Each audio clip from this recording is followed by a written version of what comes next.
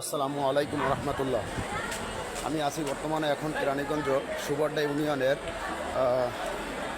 সুবর্ডা ইউনিয়নের জিঞ্জিরা শাখা রূপালী ব্যাংকের সামনে হাজার হাজার মানুষ দেখতে পাচ্ছেন। আপনারা সামনে দেখতে পাবেন গাড়ি, শতে শতে গাড়ি আসছে প্রশাসনের। এর একটাই কারণ, রূপালী ব্যাংকে ডাকাত ঢুকছে।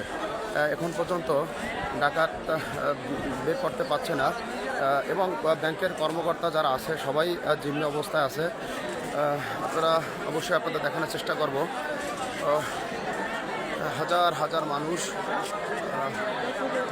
অবশ্যই আপনারা সাপোর্ট করবেন, ফলো দিয়ে রাখবেন, সবসময় আপডেট জানাবো। কিছু আগে আমরা শুনতে পাচ্ছি যে রীতিতে ফায়ার নাকি করছে তারা, ডাকাত করা। তো সেনাবাহিনী, পুলিশ, অনেক বাহিনী চলে আসছে, তারপরেও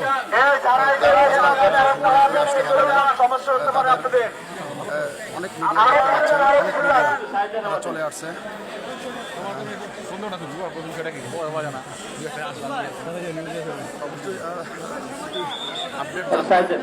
সবসময় আপডেট জানতে ফলো দিয়ে রাখবেন এবং